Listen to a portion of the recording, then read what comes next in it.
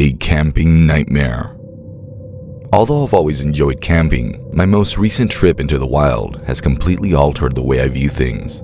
I had been looking forward to a weekend in the middle of nature, far from the noise and bustle of the city, with my friend Alex for weeks as we planned this trip. We set up our tents as soon as we got to the campsite in the morning and started exploring. The sun's rays filtered through the canopy, casting dappled shadows across the forest floor. There was a light breeze and the birds were chirping. The area's natural beauty and crisp air rejuvenated us. We were eager to settle down and prepare dinner by the end of the day, after a day of hiking, fishing, and exploration.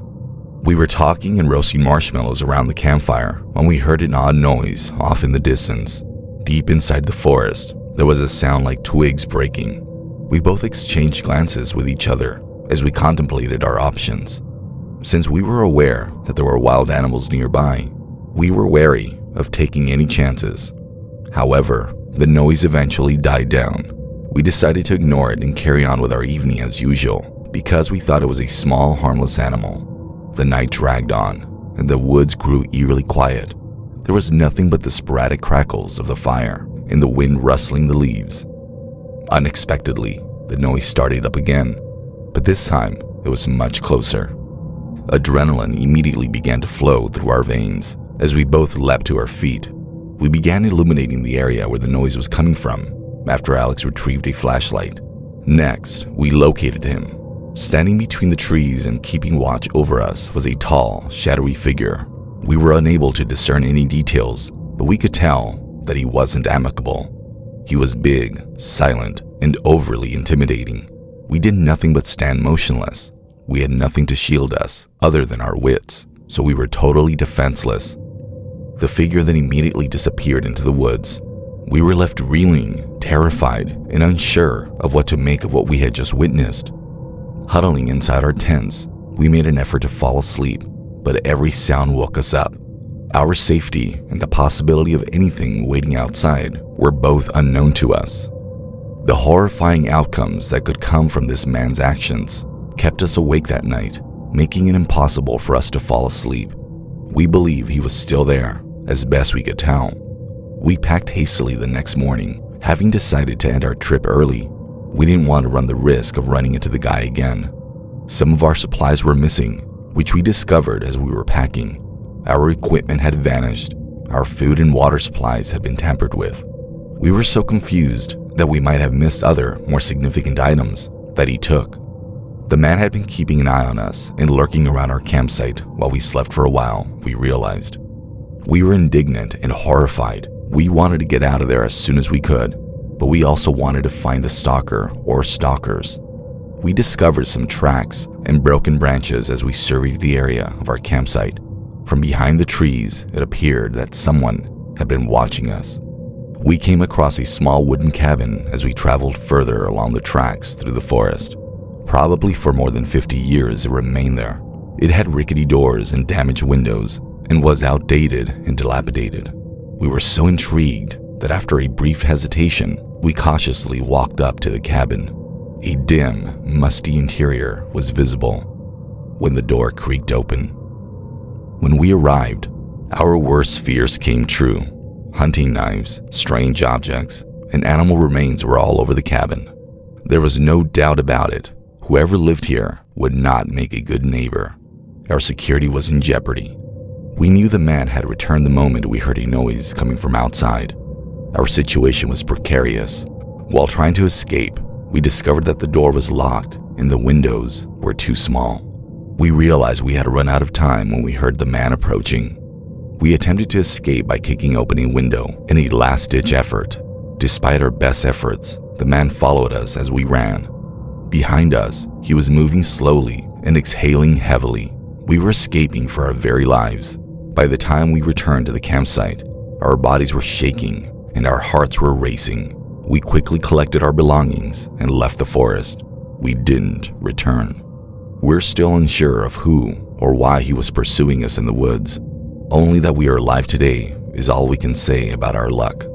We will never forget the spooky moment we came across this threatening man in the woods. Missing things. I recently had a shocking experience that still gives me the chills to this day. It occurred on January 21st, 2023, in the late afternoon while Roy and I were camping at a quiet location close to a gorgeous lake. We had no idea that our relaxing vacation would develop into a terrifying encounter with the unknown. Come together as I tell you about my terrifying camping experience. The atmosphere was ideal as we set up camp. We were surrounded by the soothing sounds of nature. However, there was a strange thing that started to annoy us, a whispered voice pleading for our attention. The voice was barely audible, almost like someone was whispering, but it persisted. I tried to brush it off at first, but Roy and I exchanged worried looks. We reasoned that it was probably just our imagination or the wind playing tricks on us. But the more we chose to ignore it, the more anxious we became. We made a point of preparing a hearty meal and indulging in a few drinks as we determined to enjoy our camping trip. But the eerie noises continued, gnawing at our senses. Roy abruptly excused himself and left our campsites to go outside to relieve himself. As the minutes grew into an agonizing 15, my concerns increased. Unsure of where Roy had disappeared to, I anxiously called out for him. I grabbed a flashlight and started searching, desperately trying to call him on his phone. My efforts were thwarted by the dreaded lack of signal in that isolated location. My flashlight's beam was cutting through the pitch black as I stood alone in it, my heart pumping in my chest. I yelled, "Roy!" with a mix of worry and dread in my voice.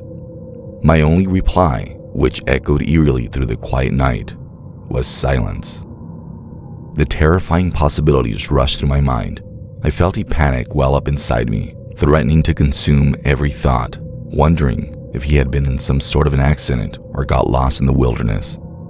In vain, I attempted to reach him by calling his number. I was able to reach Roy's phone on my way back to the campsite. With every ring, the tension increased.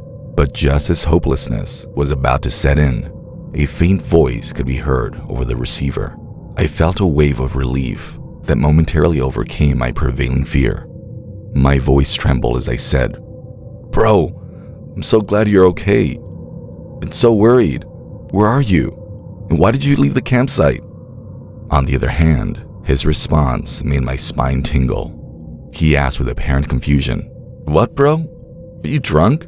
Today is the anniversary of my parents' wedding, but I've never gone camping with you. Where are you? And are you okay?" My mind was having a hard time understanding what he was saying as my heart was racing. There was a serious problem. After hanging up, I quickly looked around the campsite and saw that there were two tents there, mine and what I assumed to be Roy's, but the latter was in bad shape. The tent was worn out and smelled strangely. It made my stomach turn. I hastily gathered my belongings and fled for home. Overcome with panic and an unexplainable sense of dread, I couldn't get rid of the feeling that something evil had happened, something that was beyond my ability to understand. I was plagued by the idea of going back there, but I couldn't help but be curious. The next morning, we returned to the camping area, armed with courage and joined by Roy and a few friends, hoping to solve the mysteries that had beset us. We were shocked to discover that only my belongings were still there, with no sign of Roy's or the second tent. He seemed to have vanished completely. We still don't have a good reason for what happened that eerie night, or an explanation. The uncertainty gnaws at our souls, leaving us with more questions than answers. Was it an elaborate prank, or did we unwittingly stumble into the realm of horror? The memory of that terrifying camping trip followed me around relentlessly as the days passed into weeks and then into months. I was troubled by the unresolved issues and Roy's mysterious disappearance. I couldn't shake the feeling that there was more to what happened that evening than could be explained by logic. I dove into the research process, looking for any data that might help explain what transpired to us. I browsed forums and the internet for reports of strange events that had happened in far-off places. Reading countless of them, we soon realized that our unsettling encounter was not unique to us. The pages of these accounts were filled with tales of missing people, strange occurrences, and close encounters with the paranormal. I searched for a solid explanation for our ordeal, but I couldn't find one. I was left with a gap in my knowledge of the world because the incident was never fully explained. My perception of the mysteries and hidden dimensions that exist beyond our comprehension has changed as a result of the experience.